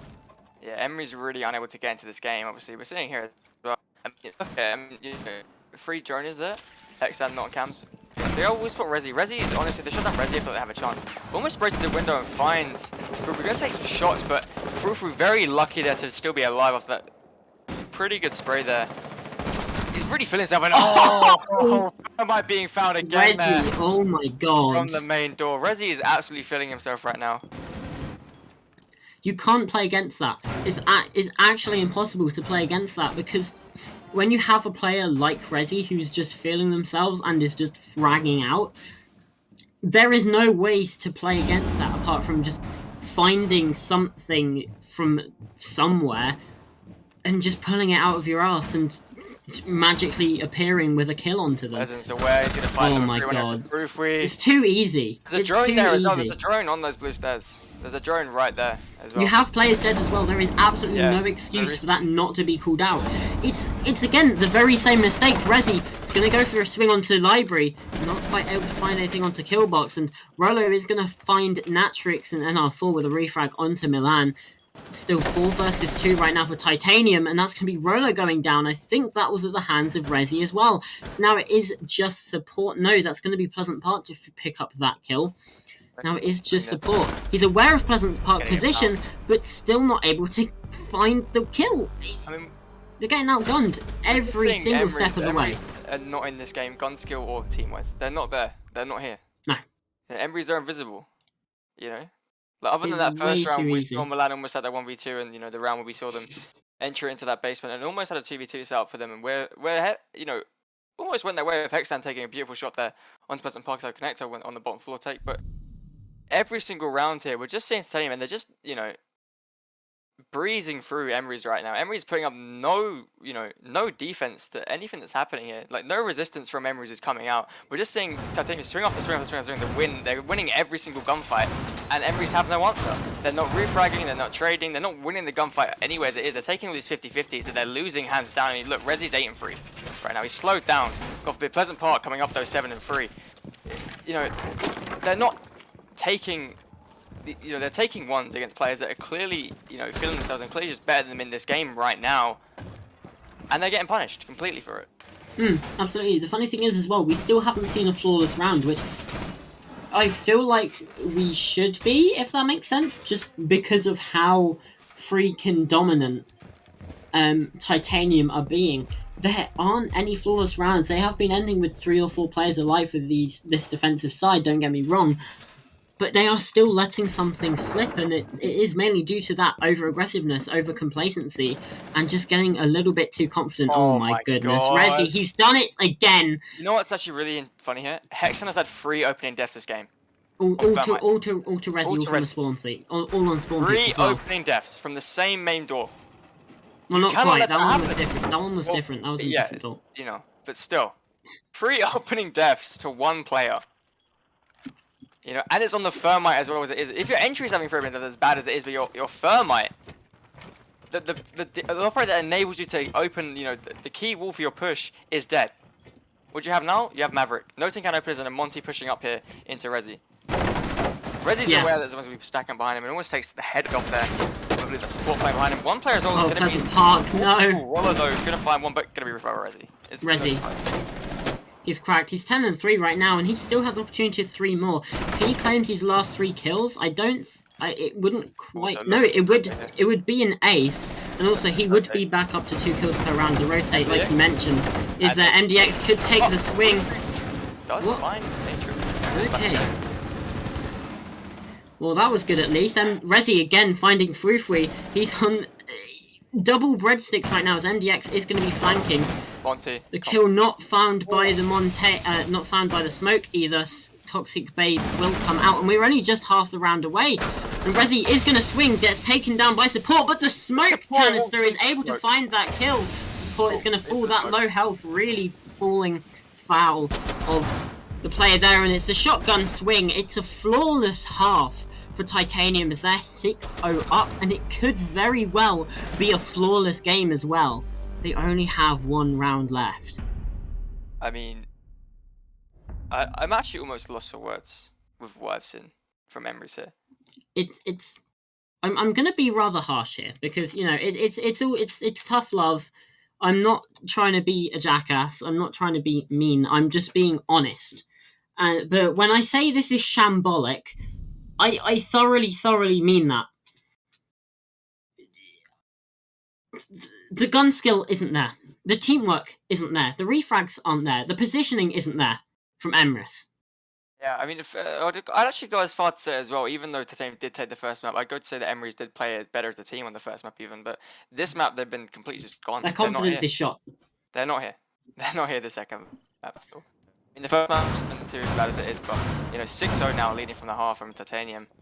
You know, it's very hard to battle back from, you know, 4-2, even on Chalet from defense half, considering that, you know, you really should be taking at least 3 of those rounds as the attacking team, but 6-0, you know, with Resi's playing how he is,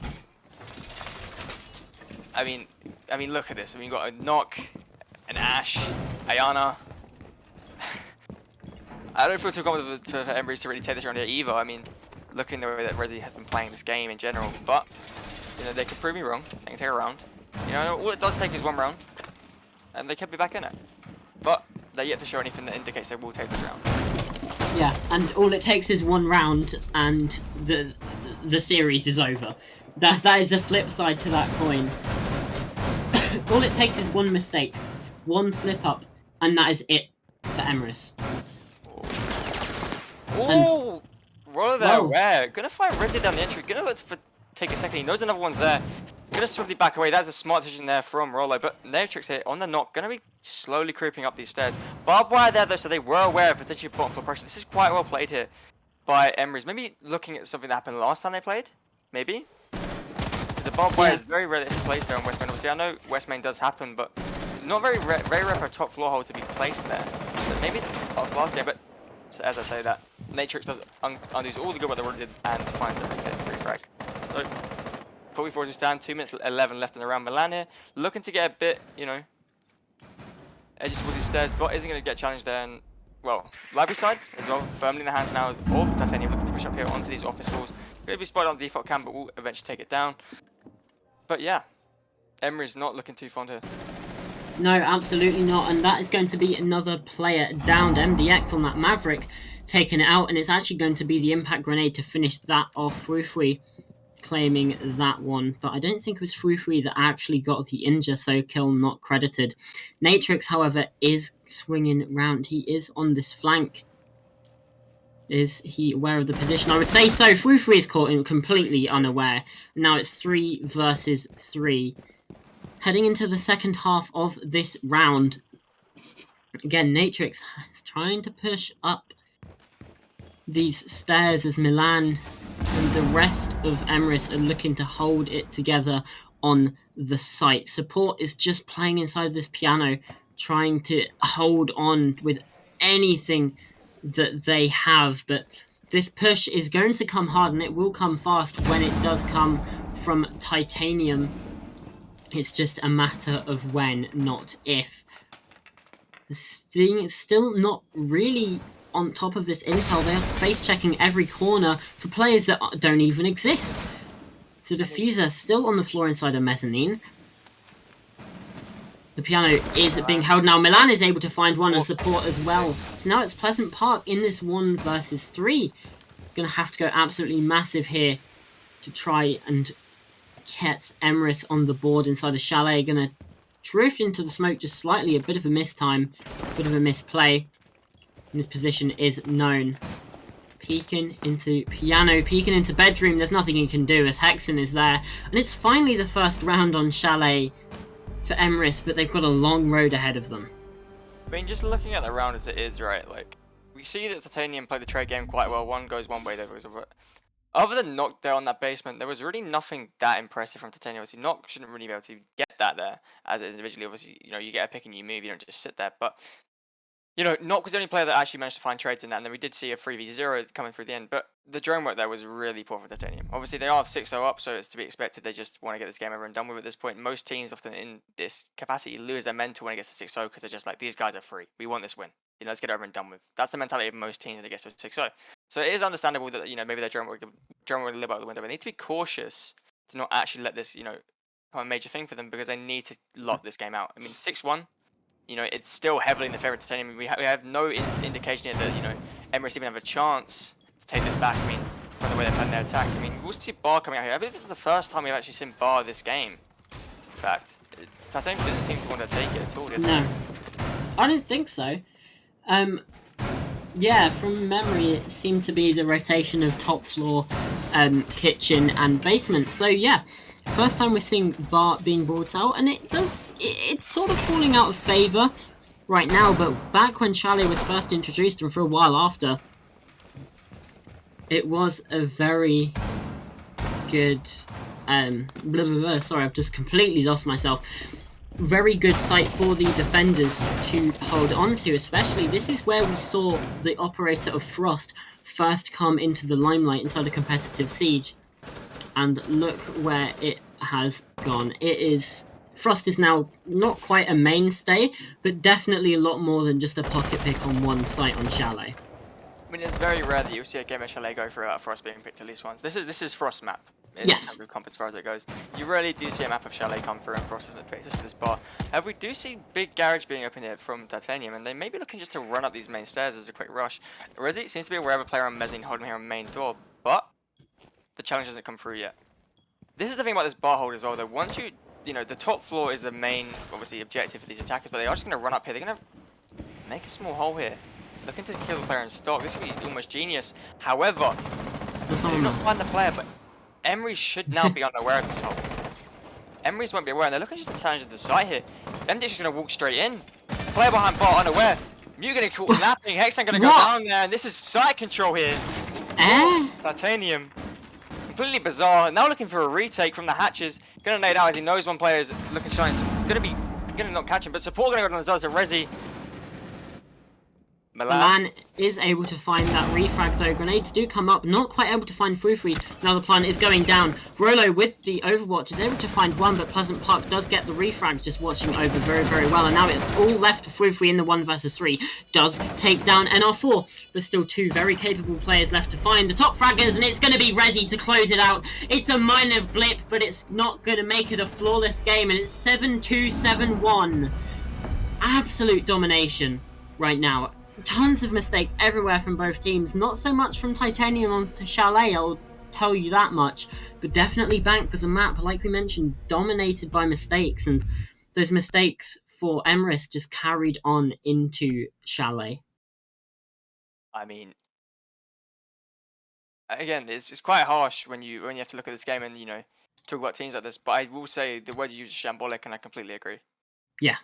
Emrys were completely lost, and not both the games. The first game they showed us they had a bit of style to them, a bit of something they could show off, and they did in fact look like they were the better team than Titanium in some of those rounds in the first map. They just unfortunately the rounds fell away from them just due to gun skill alone. But in that second map, as I said, before the game, I felt like it would be so much more of a gun skill dominant map. And what do we see? We see Titanium come and take the fight to Emrys, and we just see them completely dominate.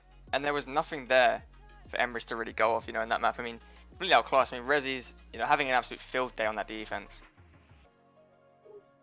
Yeah, absolutely.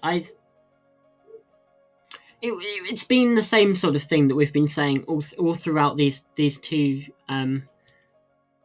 maps, but production said something and I did not quite catch it. So. I believe we're going to get an interview here. Yeah. Okay. Well, I think it's been pretty much the same thing that we've been saying throughout this entire series. So we're going to throw it to a quick break before we get for our interview.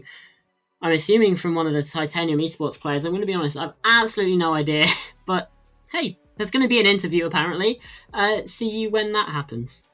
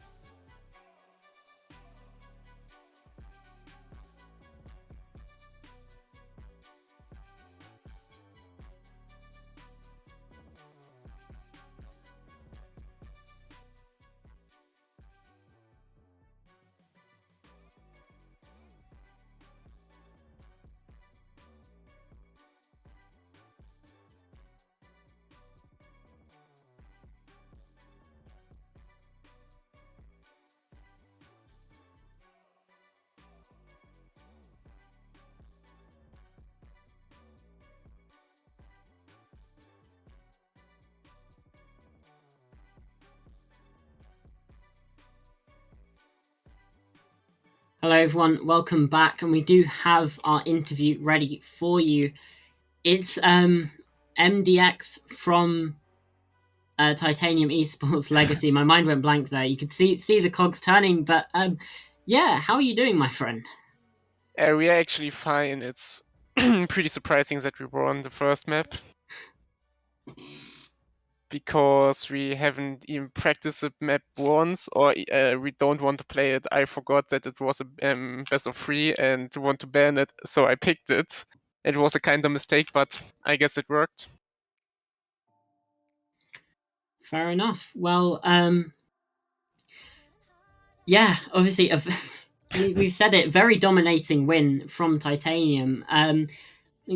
So you didn't even. I was literally just about to ask about the strategy behind the bank pick, because it was like, well, we don't see bank that often, but yeah, we have that question answered for us, which is very Yeah. Okay. Well, it worked out, I guess. I don't think they were expecting Bank either. I'm gonna throw it to Austin, see if he has a question for you. It was quite interesting actually watching this game from like obviously the casting perspective. It just seemed like you guys just had the gun skill edge in this game. Like, did you come into it knowing that you were like gonna win these gunfights, or did you feel like it was gonna be more of like a strategy based game? We didn't have any strategies or even plan what to do because we haven't practiced in maybe weeks. Some of them, Pleasant Park and Resi haven't played for weeks now, and was their first map today. So it was pretty surprising that they performed, and I guess it still works. The communication worked. We went really good on planning to attack the bomb sites and adapting on their playstyle, so it was good, I guess. Yeah. Fair. Fair enough. Fair enough. Yeah, it was very, very strong. Coming on to Chalet, then. Yeah. What did you expect the Chalet pick, or did you think it would be? Yeah. So the Chalet pick was obviously kind of confusing because it was our best map, and we played it a lot in a league. So we thought they would ban it immediately. So we were kind of surprised and thought, oh, all right, a free map for us. So we did what we every time do. We play very aggressive on that map and have a good plan how to take the gunfights as well as the crossfires and so on.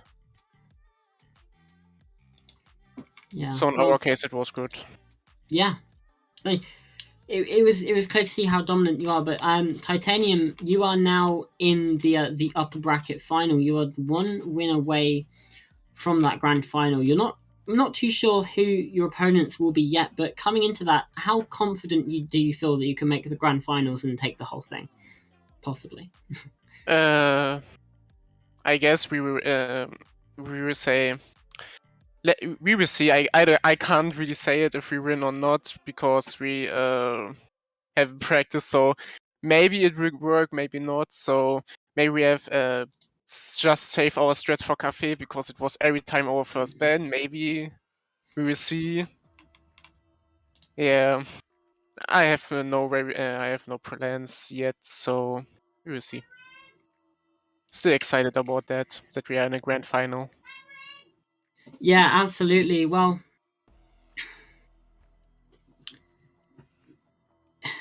I've run out of questions. I'm just gonna throw it to Austin real quick. My brain is gone. Honestly, there wasn't really much of a game for us to really question on. To be honest with you, the game was over so quickly in terms of things. It was just a very rapid game. Both maps, in fact, from your behalf. So the questions coming through are just mainly more so not necessarily what you guys did right, but more so what Emrys did wrong. In terms of Yeah. you guys look pretty stable. You guys look like you were winning most of the gunfights you need to win. You guys look like you're taking stuff well, but Emrys on the other hand, they were But I what guess you can expect also see the difference because I played the season 1 with my last team, Hyenas Unity main, and we won also the first season. So you see a rapidly change from over aggressive to pretty strategic. So yeah, it's kindly different, and our playstyles have changed differently. So it's obviously a big roster change. I was the only one who stayed in like that and searched for a new org. So it went really well, I guess. So the changes as well. Yeah. Yeah, well, again, I don't have any more questions. I don't know about Austin, but just at the end here, is there anything that you would like to say to people that may be supporting, or whatever you want to say? This is your space. Well, Say I it. guess I think nobody expected that we win the first game because we saw on Twitch the question who will win the first map, and Emrys got very much votings, and we don't. So I guess we are maybe the underdogs. I'm not really sure about that, but I will thank everyone who watched the stream. It's obviously a good support for us as well for the league and even Emrys. And I will just say GG, well played, and we see us in the finals, I guess. Yeah, well, there we go. That was MXD, MDX even, from Titanium Esports Legacy. Thank you very much. And we do have a second player for an interview, I think. I believe it's Milan from Emrys. Yeah.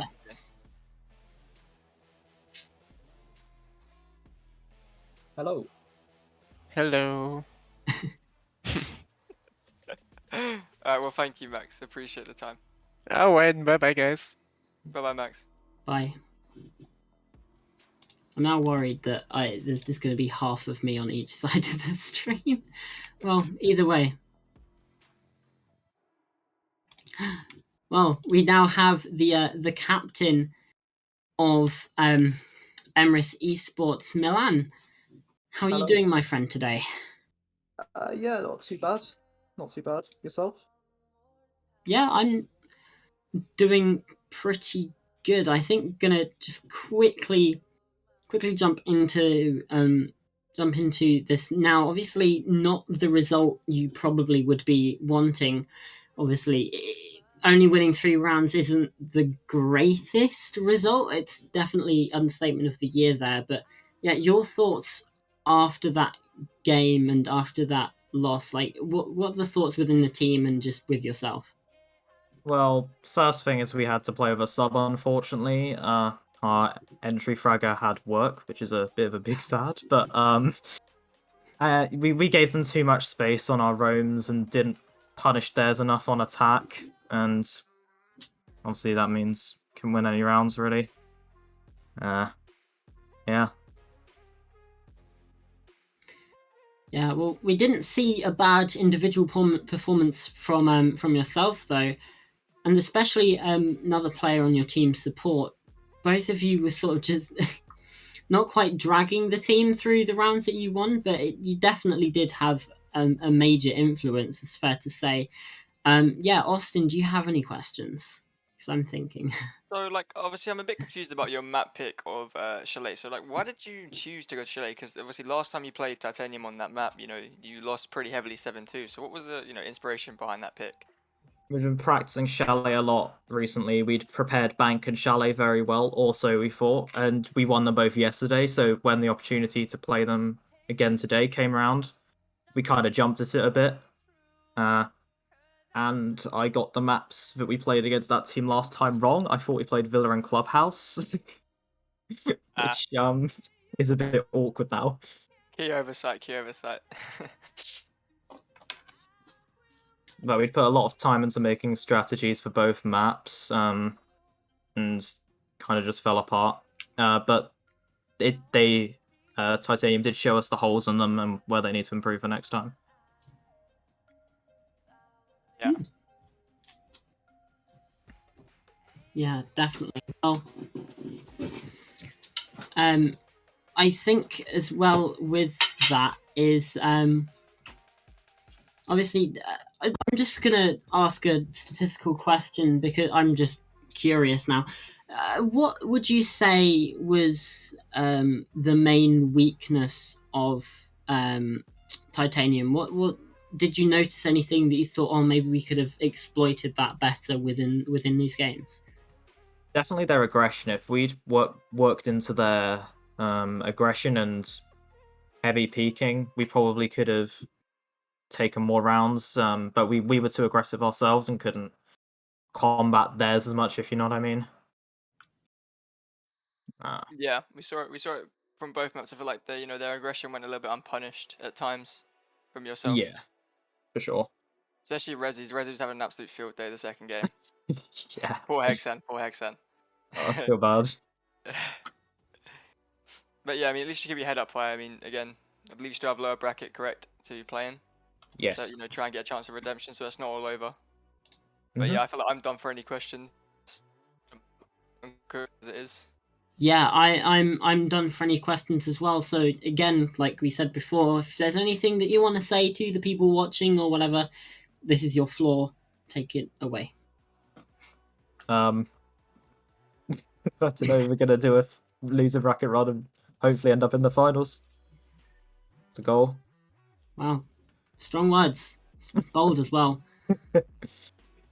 Right, everyone in chat, clip that for tag our 6 events while you're at it. Maybe might, we'll see. We'll hold you to that. We really will, Milan. Please don't. No, we will. I've decided now. Oh no. No, Chalet, maybe. Yeah, we won't play Chalet. We've got a Yeah. 0% win record on that. No, we won it once. Never mind. What am I saying?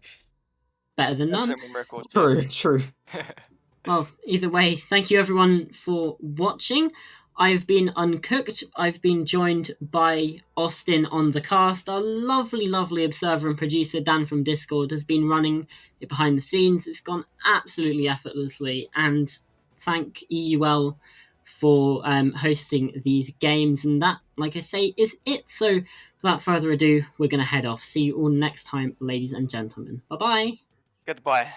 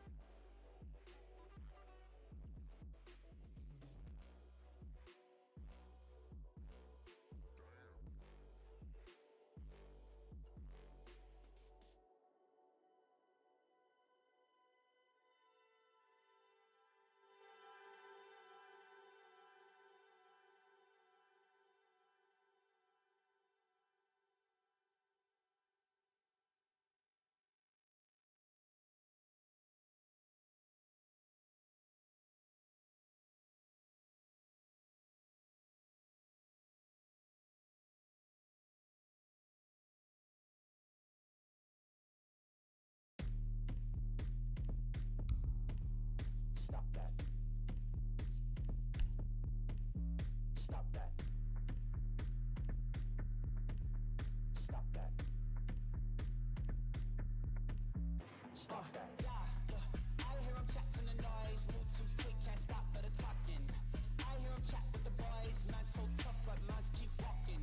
Just too sharp with the prize, white girls let it tell me I'm awesome. Hot like fire on the pan. If you wanna touch man, please use caution. Cold like 0 degrees. I'm out the cage, gotta let out the beast. Revolutionary, gotta let out the streets. Locked in a cage, I'ma let out the.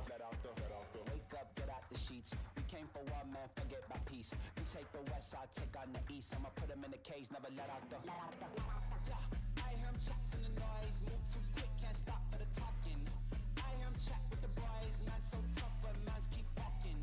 Just too sharp with the prize, white girls let it tell me I'm awesome. Hot like fire on the pan. If you wanna touch man, please use caution. Beg, please get on your knees. Came from the jungle, up in the trees. I got a few tricks up in the sleeve. One wrong move, I'ma let out the.